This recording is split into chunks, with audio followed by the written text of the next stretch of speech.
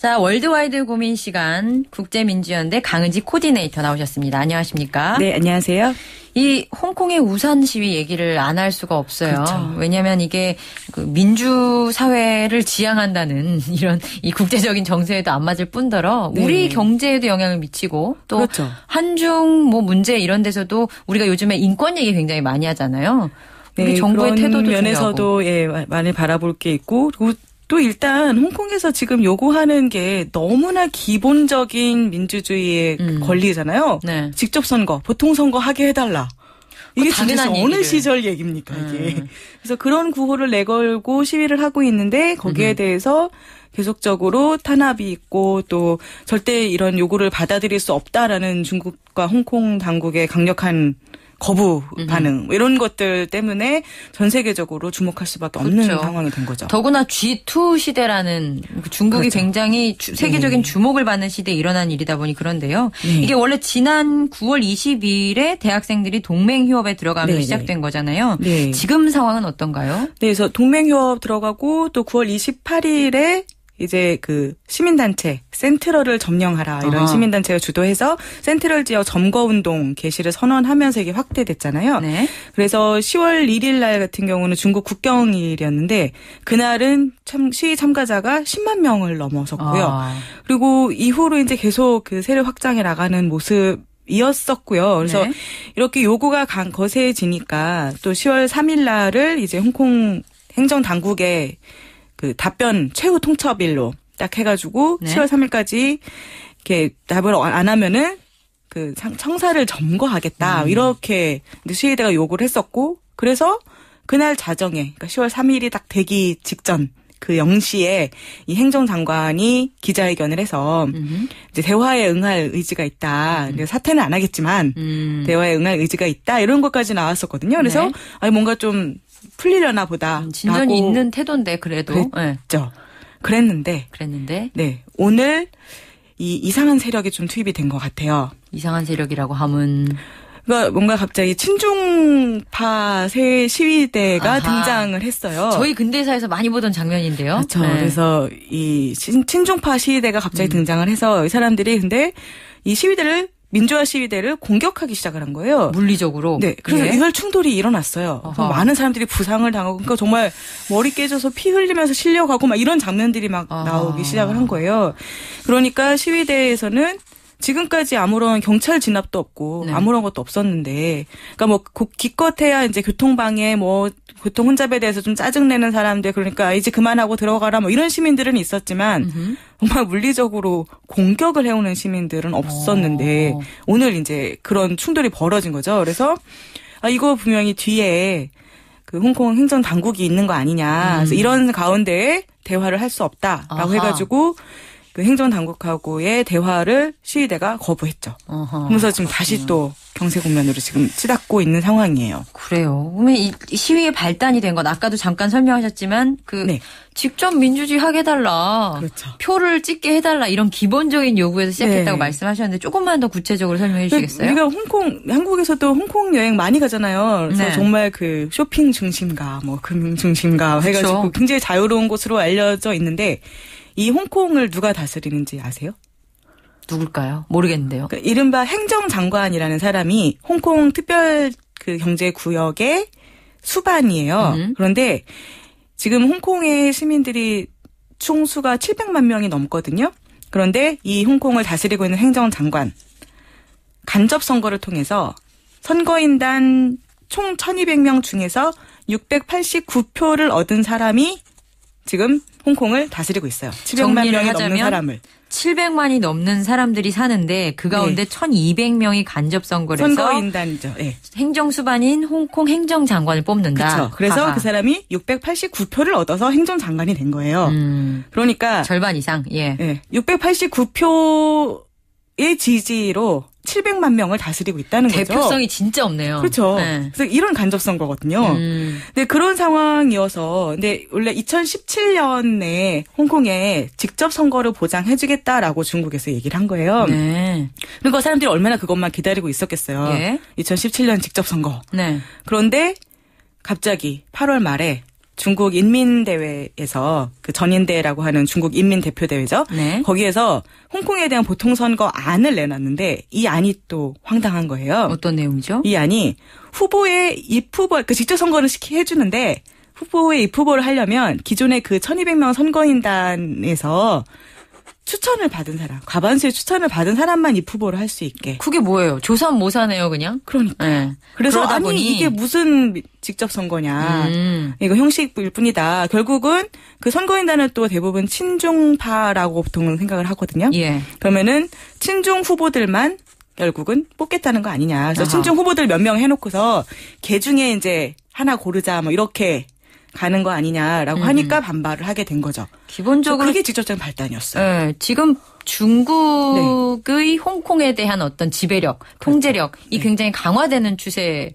네. 잖아요. 그리고 지금 말씀하신 이런 그 반발을 불러일으킨 보통 선거안도 그런 일환으로 보이네요. 그런 것 같아요. 그래서 실제로 지금 중국이 원래는 97년에 이제 영국이 홍콩을 중국에 반환할 때 50년 동안 높은 수준의 자치권을 유지하게 해주겠다라고 약속을 했었거든요. 예.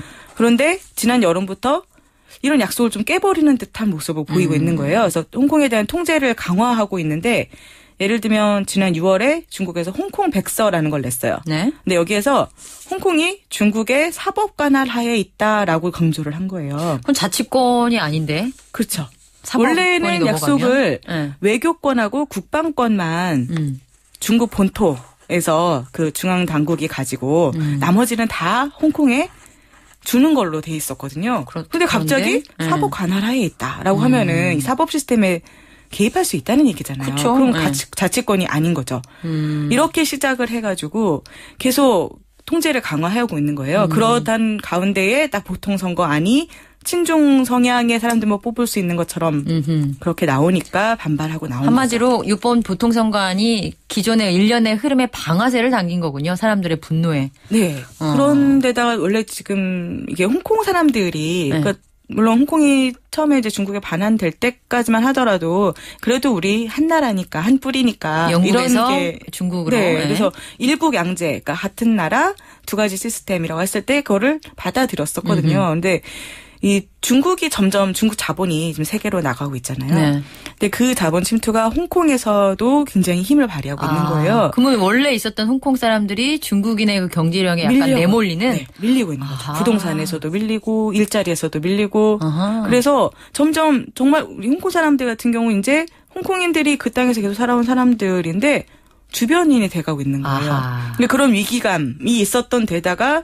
중국 본토에서 통제를 강화하려는 움직임을 딱 보이니까 반발을 하고 나올 수밖에 없었던 거죠. 경제 정치적으로 굉장히 반발할 수 있는 환경이었다라는 말씀이시고. 그런데 이제 불을 지핀 거고. 방아쇠를 당겨버렸고. 네.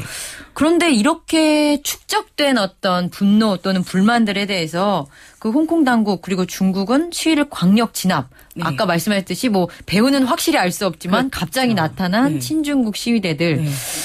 이거 뭐 사태가 점점 더 커지는 거 아니에요? 그러니까요. 원래 이제 또 이 홍콩 시위가 전 세계적으로 좀 주목을 받았던 것 중에 하나가 이 시민들이 굉장히 평화적으로 정말 비폭력 시위를 했잖아요. 아니 우산만 폈잖아요. 우산만. 네. 그러니까 그리고 그 우산이 등장한 것도 경찰이 최루탄, 물대포 막 쏘니까 거기 막기 위해서 우산으로 막는 정말 그런 모습으로 알려졌었잖아요. 네, 방어적인 수준이다. 네. 그리고 실제로 홍콩 경찰도요. 28일 날 체류탄 쏘고 막 이렇게 진압하려고 시도했던 거 이외에는 그 이후에는 일체 진압 시도를 하지 않았었어요. 그런 가운데에 이제 이런 사태가 벌어진 거죠.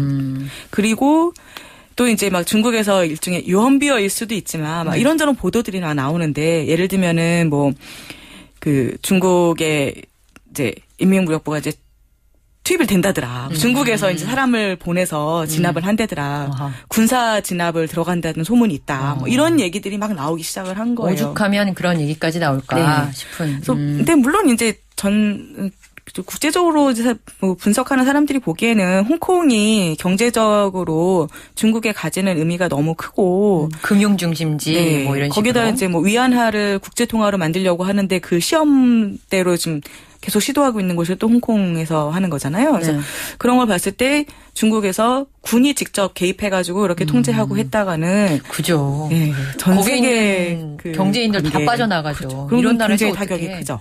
네. 그렇게는 못할 그래서 것이다. 그렇게는 못할 것이다라는 생각을 하고 있었는데 오늘 이제 신종 그 시위대가 이렇게 무력을 불사하는 모습을 보이니까.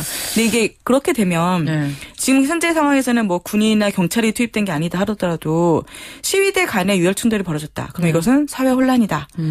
라는 식으로 진압의 명분 쌓기로 아하. 가는 게 아니냐라는 우려가 나오고 있는 그럴 거죠. 수도 있겠네요. 친정부 시위대와 민주화 시위대 간의 유혈 충돌을 네. 막기 위해 그렇죠. 군이 나섰다. 네. 뭐가 문제냐? 예를 들면 우리 또 얼마 전에도 그런 거 봤잖아요. 태국에서. 태국 시위대 가정에서 시위대들끼리 격화되니까 그래서 군이 군부가 투입되고, 나왔죠. 네, 그래서 군부 쿠데타까지 갔잖아요. 그렇군요. 네, 홍콩에서도 그런 두려움이 있는 거죠.